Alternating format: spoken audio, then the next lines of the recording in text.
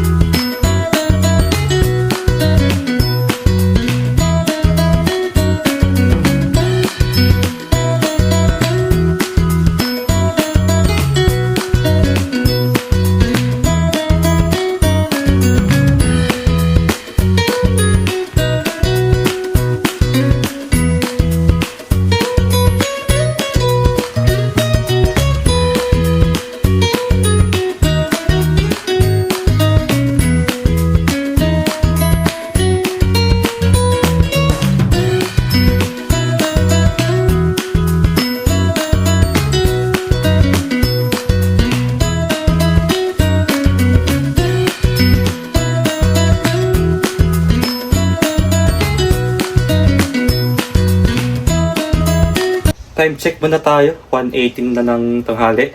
So, ang gagawin ko muna ngayon ay maglilinis muna ako ng bahay. At after kong maglinis ng bahay, meron akong lakad mamaya. Dahil nasabi ko na sa dati kong vlogs na nagbabalak din ako maghanap ng ibang apartment. Dahil nga po, nagbabalak na rin akong lumipat. So, yung unang schedule ko nga pala mamaya ay 2 PM. Malapit lang dito sa apato namin yung pupuntahan namin. Tapos after nun, meron ulit akong pina-reserve na 5 PM. Pero this time sa ibang real estate naman yun. So bali, konting biyahe lang yun at sasakay lang tayo ng train para makarating tayo sa mismong real estate na yun. Kasi matagal ko na kasing yung iniisip na lumipat ng ibang apartment na gusto ko rin na medyo maluwag-luwag din yung matitirahan ko someday. Kaya napag-isipan ko muna na magpa-sodan or magpa-consult muna kung ano yung mga available tsaka kung ano yung mga afford sa budget ko. So ayun lang, at mamimili rin ako ng mga recommendation nila kung ano yung mga pwede at yung available sa kanila para naman makalipat tayo siguro by next year, sabihin natin. Hindi naman kasi mabilisan na lumipat agad-agad, guys. Kaya ina-advance ko na rin siya para someday makalipat tayo at makapunta sa ibang real estate para maghanap ng ibang tirahan.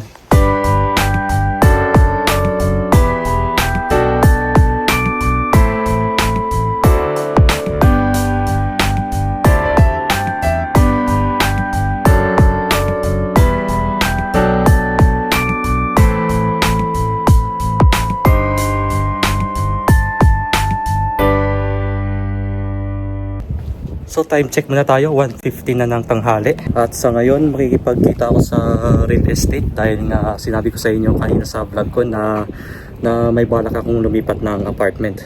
So yung schedule ko nga pala dito sa unang real estate na pupuntahan ko ay 2 PM. So bali lalakarin ko lang ito ng 5 minutes. At sobrang lapit lang ito mula sa bahay.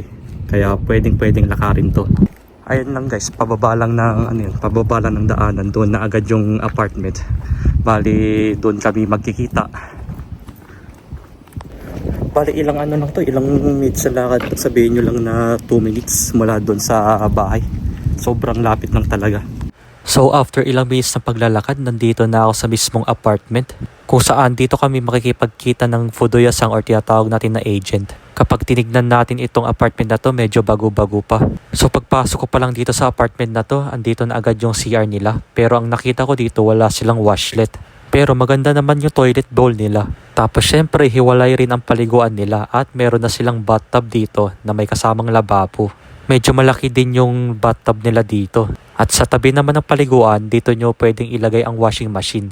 So papasok na tayo dito sa mismong kwarto. Ito yung tinatawag nilang 2K or ibig sabihin 2 bedrooms at 1 kitchen. Makikita nyo dito sa unang bedroom na ito ay napakamaaliwalas. Pero agad kong napansin na wala silang ilaw dito. Punta naman tayo dito sa kusina. Wala naman ako masabi dito kundi maganda at maluwag naman yung kusina dito. Tapos meron naman siyang exhaust fan. Tabi naman ng kusina, andito naman yung pintuan kung gusto nyong lumabas. And then punta ulit tayo dito sa pangalawang bedroom. Ito nga pala yung tinatawag nilang tatami guys. Ang kagandahan dito, pag mainit ang panahon, malamig ang sahig dito. Dito naman meron silang cabinet. Nakita ko sobrang laki, kasya to, pati pagkatao mo, di charis. So pagtingin ko nga sa bintana, ang dami palang mga kapitbahay dito.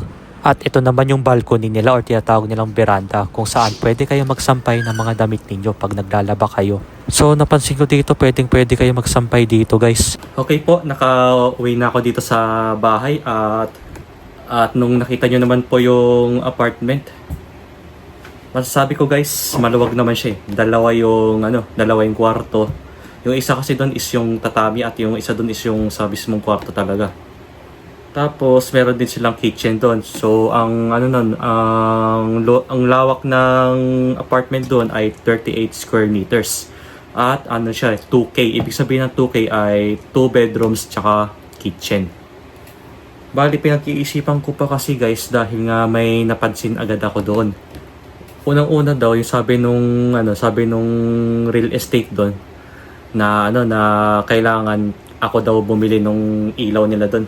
Kasi wala silang in-install na ilaw na dalawa dun eh. Tapos wala rin silang saksakan ng router para sa wifi. Yun din yung napansin ko. Pero yung parkingan naman ng bisikleta meron naman. Kaso hindi naman siya ganong kalawak. Typical na parkingan lang talaga. At pwede naman ilagay yung motor doon kung meron kayo. Tulad ng mga 50cc or 125 pwede.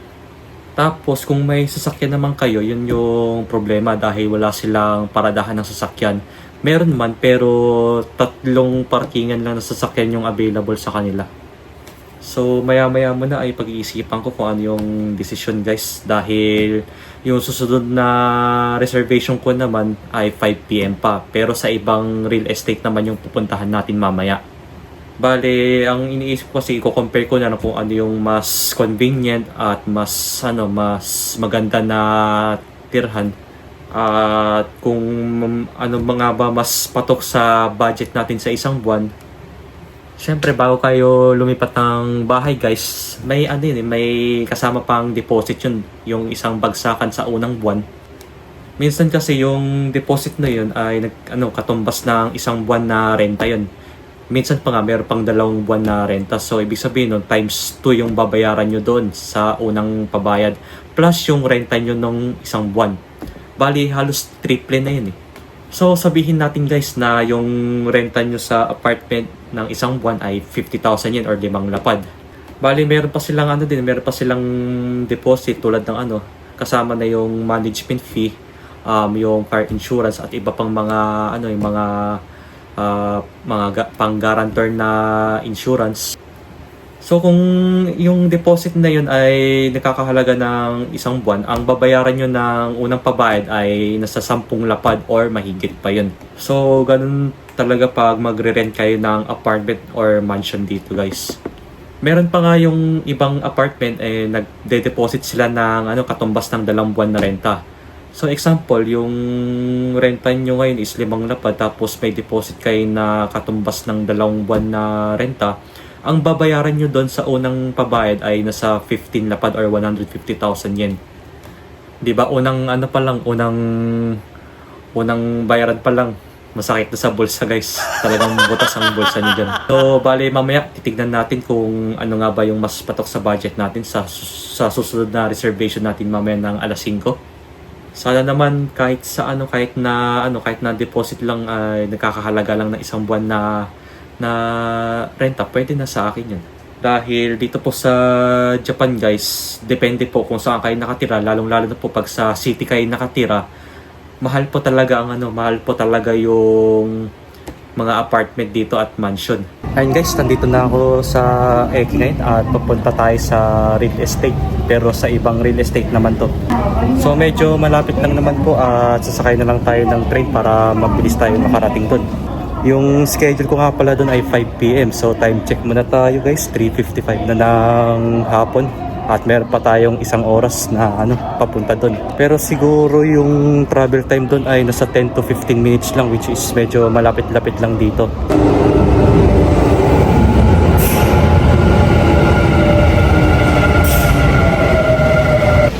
Ayun guys, nakababa na rin ako ng train.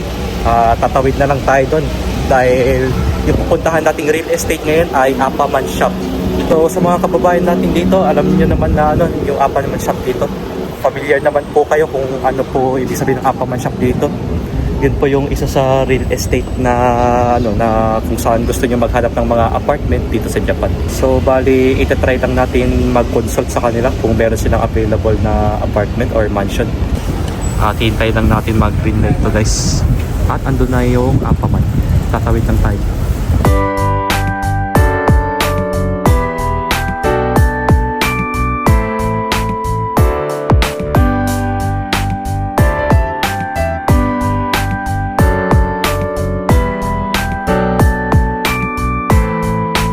Okay guys, so ayun po, natapos na rin ako mag-consult kanina sa may Apaman.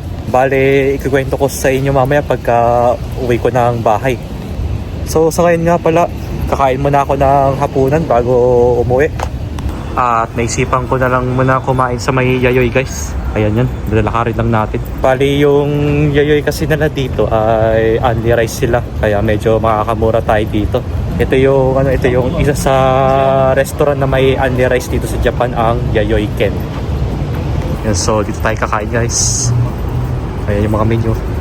At ito yung store.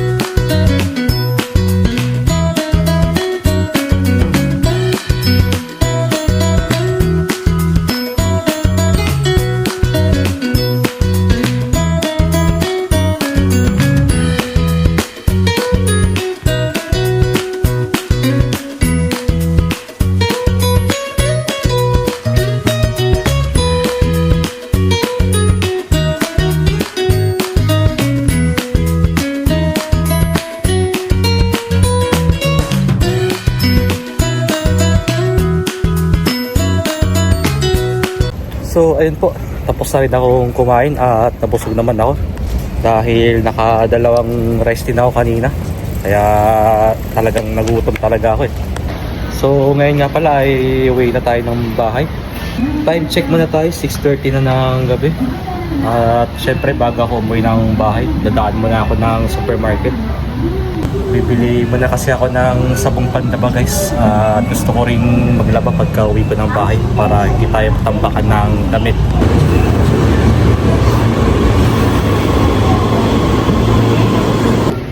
Ayun, nandito muna ako sa Life Supermarket at bibili muna ako ng sabon guys.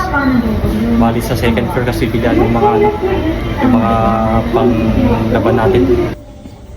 So ito muna bibiling ko guys. Ubits, bago lang to. Ngayon ko lang nakita to. Tsaka medyo mura kasi yung presyo dito. Ito na lang bilhin natin. Actually powder na yung ginagamit ko pag naglalaba ako eh. Tsaka bili rin ako ng body soap. Wala na akong body soap pang ligo natin. Yan. Bili na rin ako nito pang pabango natin ng CR.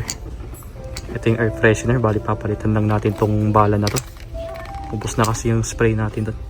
Time check muna tayo, 7:44 na ng gabi. So ayun, kakauwi ko lang ng bahay at naligo na rin ako. Dahil hanggang ngayon po guys, sobrang init pa rin dito ngayon. Weather check muna tayo ngayong gabi as of 7:44 is 31 degrees Celsius. At bibihira lang yung ganitong temperature guys, lalo na pag gabi, sobrang init. Di bali hanggang bukas katapusan na ng August at after nun ay September na, which is Monday. So umpisa na ng autumn season dito sa Japan. But anyways, yung pumunta nga pala ako ng Apaman Shop kung saan nagpasodan ako ng malilipatan na apartment dahil nga nagbabalak akong lumipat. Yung mga pinasuggest sa akin na mga bahay guys, tatlo ito actually. Tatlong apartment. Yung isa dito is mansion. At unang-una siyempre hinahanapan ako ng guarantor sa apartment. So ang problema nga lang po ay wala kasi akong guarantor. Kasi kakailanganin daw ng guarantor pag once na hindi ka makabayad ng renta sa ng gaytong buwan kunwari, ang gagawin ng landlord or yung real estate ay tatawagan nila yung guarantor para sila yung mag-shoulder ng renta nyo pag wala kayong may pambayad. So yun yung mahirap guys pag once na maghahanap kayo ng ibang apartment, kakailanganin nyo talaga ng guarantor. At isa pang mahirap pag maglilipat kayo ng apartment ay yung paunang bayad. Yun yung sinabi ko sa inyo kanina. Dahil ito kanina nung nag-uusap kami nung nasa real estate, itong bahay na to ay maganda. Ayan. Kasi siya nasa 51,000 yen yung upa nito kada buwan. Pero sa paunang bayad daw nito guys, aabutin daw ng 300,000 yen or 30 lapad. Or nagkakahalaga ito ng 114,000 pesos. So talagang sobrang mahal. Ito nga pinili ko kanina ay nagustuhan ko kasi maganda yung structure ng building. At saka yung loob ng bahay, meron siyang meron siyang loft or tinatawag natin na yung kama nyo ay nasa taas. Tapos may kaluwagan naman ito na nasa 23.61 square meters. So pwede na rin sa akin 'to. Kaso ang problema nga lang yung paunang bayad. Talagang sobrang bigat sa bulsa. Tapos next naman itong mansion naman yung pinasuggest sa akin. Kaso ang isang buwan na renta dito ay nasa 5 lapad. Plus pa yung maintenance fee na nasa 4,000 yen, bali nasa 54,000 yen nga lang to sa isang buwan. Dito naman kanina ay nasa 55,000 yen plus yung may sinabi pa sila dito na 2,700 yen para sa security, yung living support, sabi nga nila. Kaya yung isang buwan na renta dito ay nasa 58,000 mahigit. Tapos dito naman ay nasa 55,000 yen, pero ang unang pabayad nito ay ay may kasama pang isang buwan na deposit.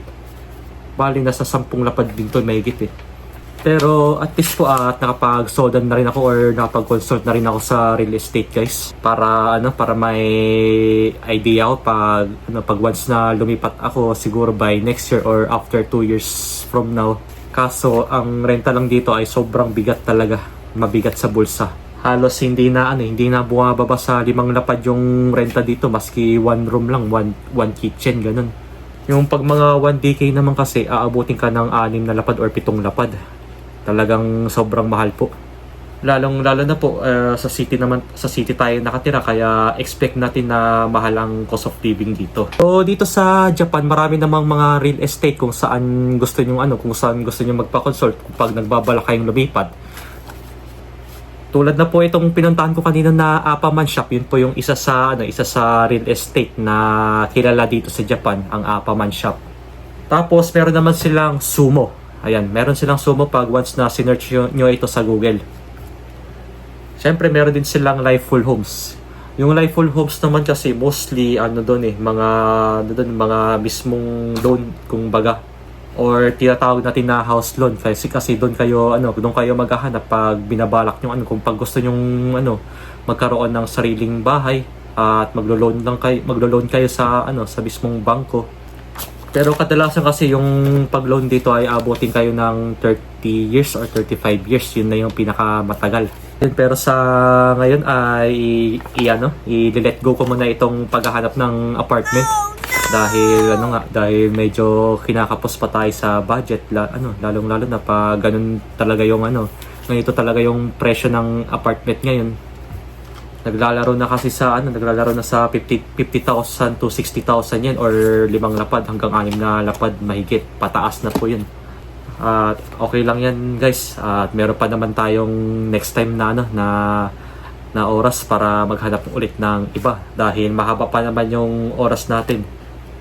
Siyempre, bago tayo lumipat ng bahay, dapat meron tayong ipon. Yun talaga yung pinaka-importante. Kasi yung may ipon natin na pera, yun yung ipapambayad natin sa unang pabayad ng apartment.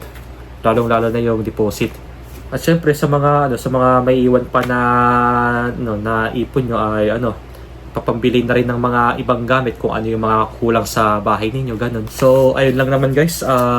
Siguro by next year, maghanap ulit ako ng ibang apartment kung ano pa yung mga available at medyo mas mababa yung presyo.